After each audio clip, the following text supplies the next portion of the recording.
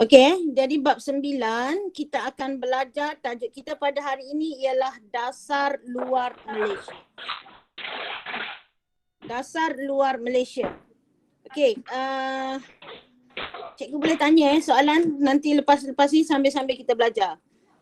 Okey, jadi yang pertama sekali sebelum kita belajar dengan lebih jauh lagi berkenaan dengan dasar luar Malaysia ini, kita tengok dulu apa dia sinopsis berkenaan dengan dasar luar. Apa sinopsis dia? Okey, kita tengok dulu. Dasar luar negara merupakan tindakan pihak kerajaan dalam menjalinkan hubungan dengan negara lain. Jadi di sini jelas apa yang dimaksudkan dengan dasar luar. Okey, apa yang dimaksudkan dengan dasar luar? Kalau cikgu tanya, awak boleh buka mic untuk jawab supaya ada hubungan dua hala. Awak boleh tengok skrin cikgu ataupun awak boleh tengok buku teks awak. Tak ada masalah.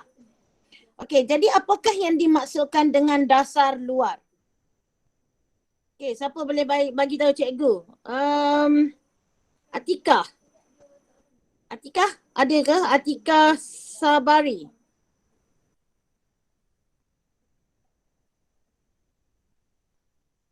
Ada ke? Atikah ada ke? Tak ada. Fasha? Fasha Ika. Cikgu tengok nama dia ada macam tu. Dasar luar negara merupakan tindakan pihak kerajaan dalam menjalinkan hubungan dengan negara-negara yang lain. Okey. Jadi dasar luar Malaysia ini, dasar luar negara ni, apa maksud dasar luar negara? Jadi dasar luar negara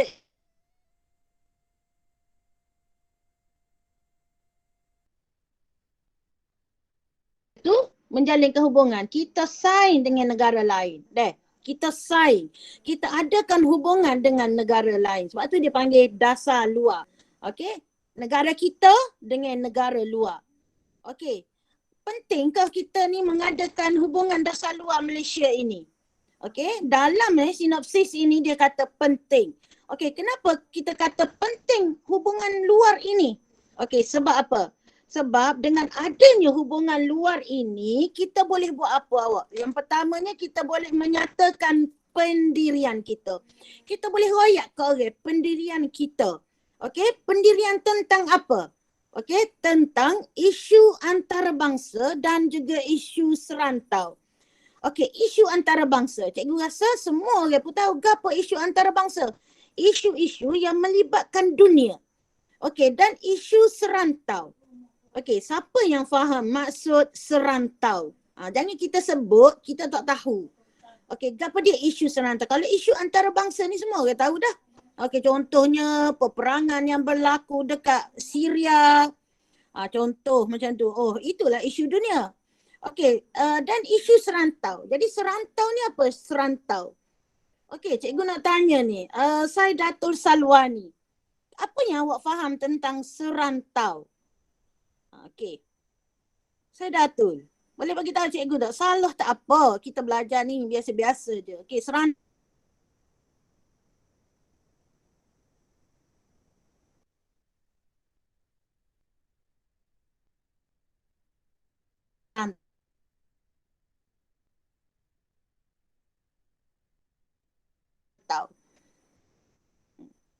Ataupun orang lain lagi. Okey, tak ada nak jawab? Okey.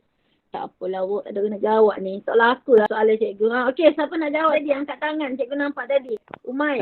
Isu Umay yang je. berlaku dalam negara.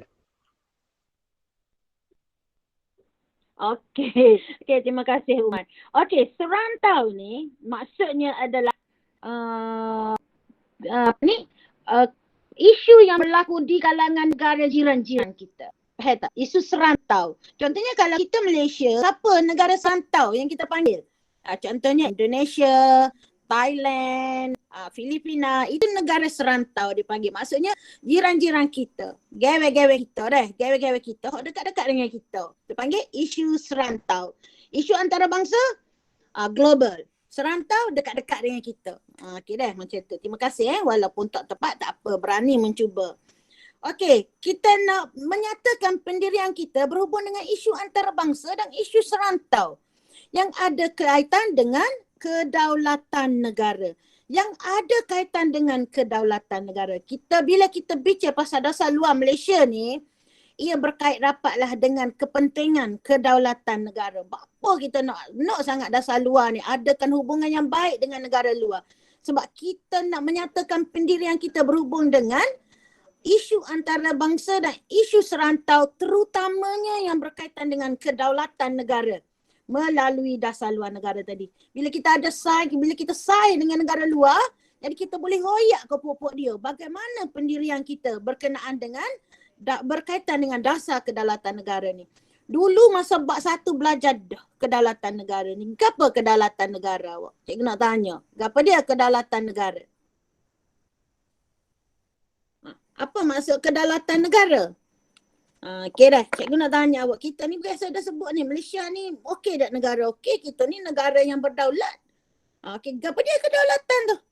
Ada orang pandai rakyat je Malaysia ni negara berdaulat. Ya, memang berdaulat. Tapi apa dia maksud kedaulatan? Apa yang dimaksudkan dengan kedaulatan? Okey, siapa nak jawab?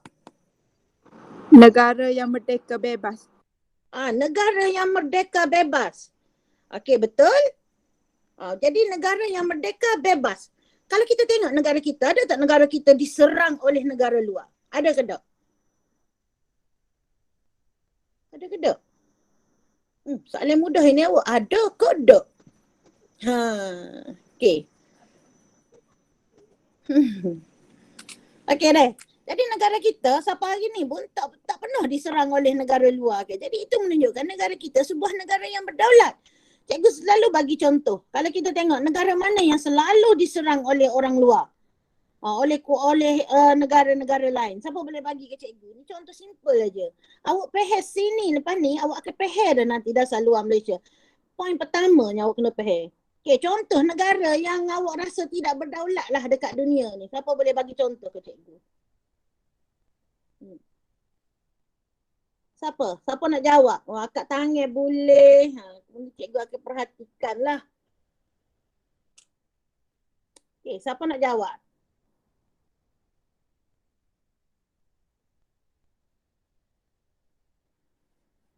Okay, Aiman. Okay, bagus Okay, Aiman. Bagi contoh Aiman. Palestin. Okay, bagus. Tepat sekali negara Palestin. Siapa yang serang negara Palestin ni? Okay, yang serang negara Palestin ni tak berhenti-henti dia serang Palestin. Hari Raya hari tu pun dia serang juga. Okay, negara Israel kan. Kenapa negara Israel serang Palestin? Sebab dia tidak berpegang lah. Dia macam mana cikgu nak royak? Bagi dia negara Palestin tu tak ada apalah. Bagi dia negara Palestin tu tak ada apa-apa. Jadi negara Palestin apabila dia diserang oleh Israel bermaksud Israel memandang dia sebuah negara yang tidak ada kedaulatan lah bagi Israel. Sebab itu dia serang. Sebab itulah kita tengok bagaimana Palestin hari ini. Negara yang tidak mempunyai kedaulatan di mata Israel. Okey, kalau kita tak serang lah.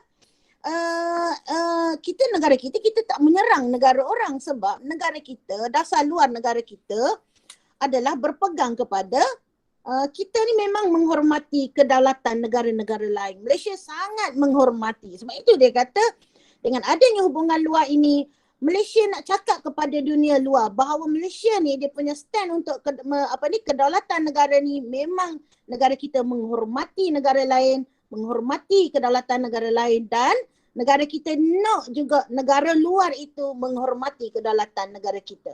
Okey, macam tu dah. Jelas dah cikgu royak ni. Okey, jadi dalam bab ini kita akan belajarlah beberapa perkara. Okey, yang pertama, hari ni cikgu akan fokuskan latar belakang dasar Malaysia serta asas penggubalan dasar luar dan cabaran untuk mengukuhkan dasar luar Malaysia. Kemudian kita akan belajar lagi lebih jauh berkenaan dengan Malaysia dalam PBB, Malaysia dalam ASEAN, Malaysia dalam NAM, Malaysia dalam OIC. Okey, itu 4 lagi pecahan topik yang mana kita akan dapat lihat lagi bagaimana Malaysia ni menyokong Okey, negara-negara lain berbaik-baik dengan negara lain untuk mencapailah sesuatu yang kita rancang lah, gapo hak kita nak. Okey, jadi hari ni kita akan tengok latar belakang dan asas penggubalan dasar luar Malaysia. Okey. Tengok dah yang pertama. Okey, latar belakang dasar Malaysia. Okey, sebenarnya kita nak royak sini dah dalam latar belakang ni kita royak. Negara kita ni sebenarnya saing dengan negara luar. Saing, maksud cikgu mengadakan hubungan luar tadilah dah. Cikgu panggil saing dalam bahasa Kelantan, saing. Supaya awak mudah ingat. Okey, sejak zaman kerajaan-kerajaan Melayu lagi. Lama dah awak. Sejak zaman kerajaan-kerajaan Melayu dulu lagi. Awak kata ramai gitu, ramai dulu-dulu lah. Awak pun tak ada, cikgu pun tak ada lagi deh. Dan hubungan itu semakin jelas. Okey, dia kata semakin jelas. Semakin jelas kita nampak apabila hubungan itu dijalinkan oleh Kesultanan Melaka. Maksudnya zaman Melaka ia menjadi lebih jelas. Hubungan persahabatan itu, hubungan luar itu makin apa? Makin terang. Padahal dulu-dulu ada dah, tapi kita tidak membicarakannya secara langsung. Okey. Dikatakan dengan kerajaan lain. Jadi nak royaknya Kesultanan Melayu Melaka ni sudah mengadakan hubungan dengan negara-negara lain. Ataupun masa tu dia panggil kerajaan. Sebab Melaka pun, Kesultanan Melayu Melaka pun dia panggil kerajaan. Okey, zaman dulu kerajaan ni sama dengan negara awak. Sama dengan negara dipanggil kerajaan. Okey, kerajaan Melaka. Macam negara Melaka lah. Dulu kan, law ni lain dah konsep dia selepas British mari. Okey, kerajaan Melaka dia telah mengadakan hubungan dengan kerajaan lain. Kerajaan lain tu kerajaan hak duduk mana? Okey, sama ada kerajaan itu di alam Melayu. Okey, di alam Melayu ni serantau awak. Hak dekat-dekat dengan kita. Masa tu kerajaan apa ada? Kerajaan Melayu Melaka, kerajaan Majapahit, contoh gitu. Kerajaan Sriwijaya, masa tu nama dia gitu. Belum ada lagi nama Kelantan, Terengganu tak ada lagi deh. Filipina tak ada. Dia nama kerajaan masa tu. Okey, di alam Melayu dan di luar alam Melayu. Di luar alam Melayu ni di peringkat antarabangsa lah. Negara jauh daripada negara kita. Contoh negara gapo jauh-jauh. Siapa boleh bagi tahu cikgu negara jauh daripada alam Melayu. Pada masa tu lah awak teka-teka. Okey, siapa nak jawab? Kat tangan lah senang ni. Kalau skrin cikgu ni nampak sikit nama ni. Okey. Siapa nak cuba jawab? Kerajaan yang jauh ni. Kalau siapa dah baca ni mesti boleh jawab. Okey, siapa? Ramai ni ada 42 orang, siapa nak jawab? Okey, tak ada nak jawab? Soalan senang ni. Siapa nak jawab tu? Okey, boleh jawab? Okey, Aida. Okey, baguslah. Semua aktif-aktif. Seronok ni kan dia nak murid cikgu ni. Okey, Aida. Okey, apa jawapannya? China. Okey, bagus. Jawapannya China. Awak, memang itulah kita mengadakan hubungan luar dengan kerajaan alam Melayu. Yang paling famous tu memang China. Dan yang kedua famousnya ialah India. Awak ingatlah sampai bila-bila. Dan jawapan ini boleh awak buat modal untuk nulis dalam jawapan dalam SPM nanti. Kalau melibatkan hubungan luar, China dan India biasanya. Okey, tepat sekali jawapan tadi. Terima kasih. Okey, dan keadaan ini berterusan lah. Okey, lepas kerajaan Melayu Melaka, okey, kuasa penjajah pula datang ke negara kita. Kuasa barat, okey, kuasa barat yang pertama yang datang ke negara kita tu dulu. Kuasa barat. Siapa kuasa barat tersebut? Okey, siapa tahu? Siapa nak jawab ni? Angkat tangan, angkat tangan. Tak ada orang nak jawab. Soalan senang ni cikgu tanya. Kalau soalan susah cikgu tak tanya. Takut sia kau. Bagi soalan senang. Siapa nak jawab? Cuba angkat tangan. Tak ada? Tak ada orang nak jawab ke?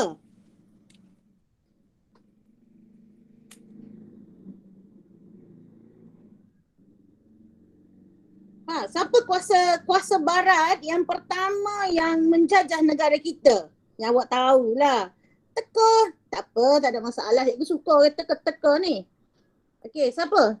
Okey, Anisha. Okey, Anisha. British. Ah? British.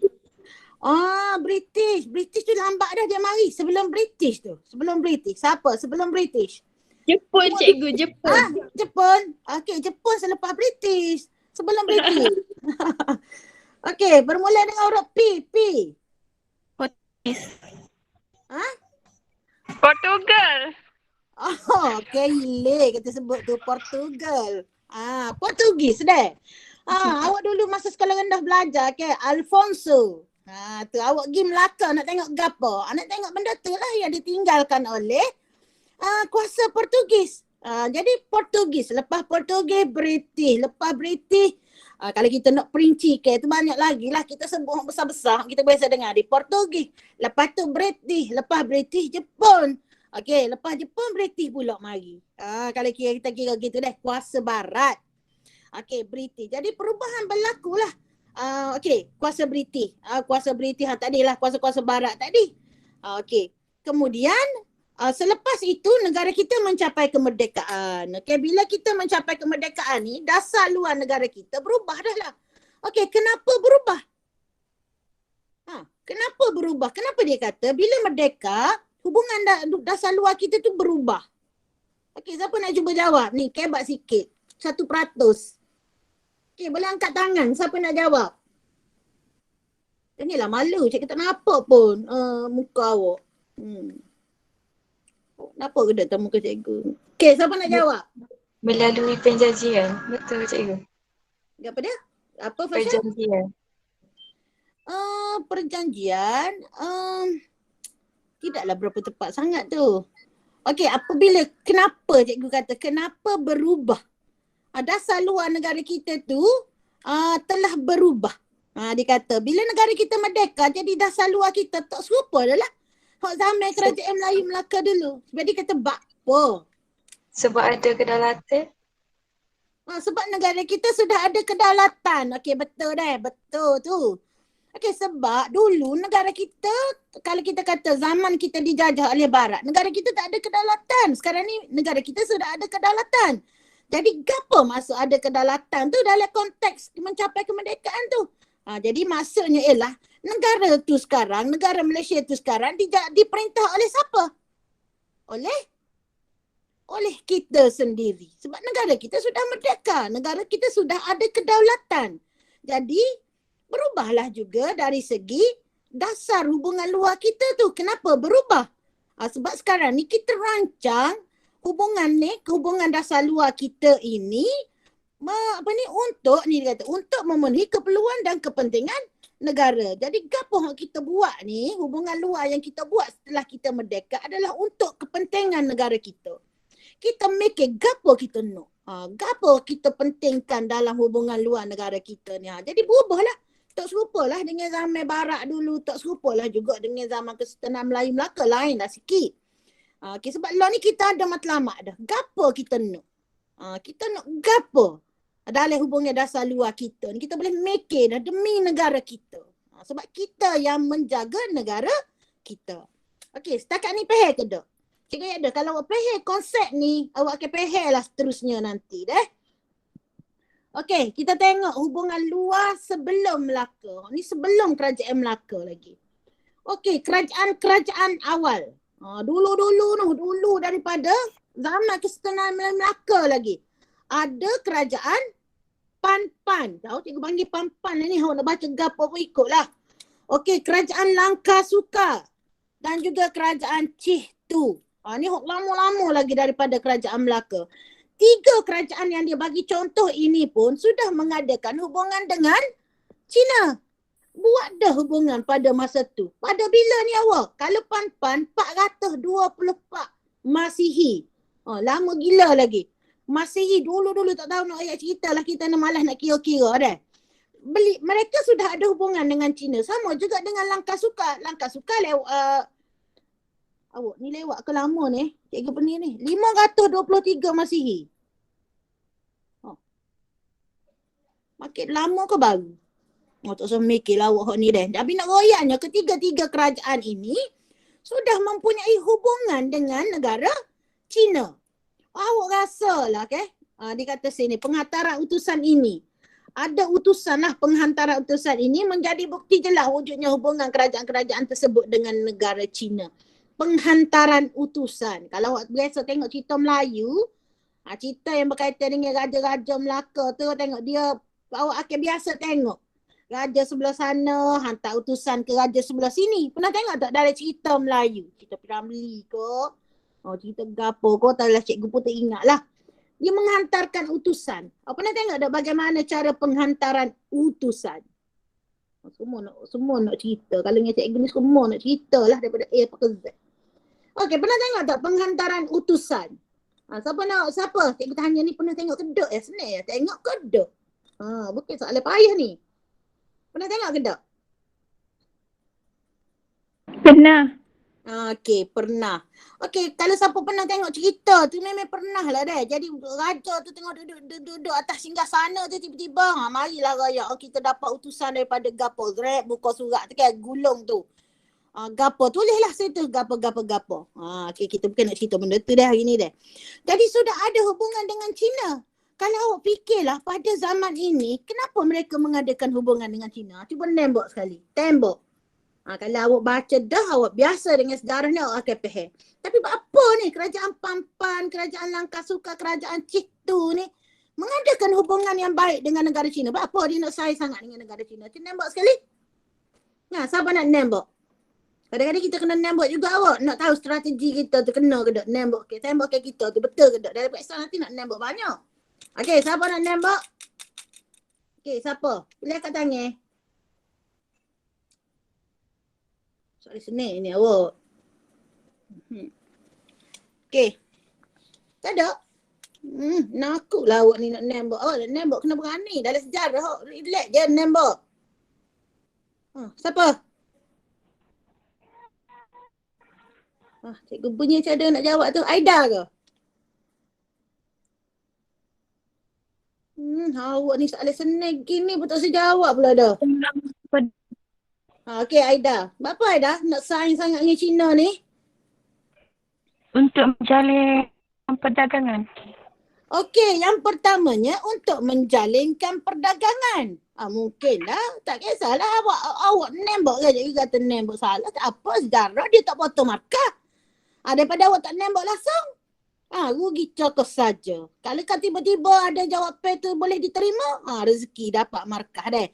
Apa nak sayang China ni awak? China ni dulu lagi sebuah negara yang kuat. Okey, dan dia juga sebuah negara yang memang terlibat. Yang majulah dari segi perdagangan. Jadi apa nak sayang sangat? Paling dok pun awak boleh nego dengan dia. Paling dok pun negara kita akan selamat. Sebab dia sebuah negara yang kuat. Okey.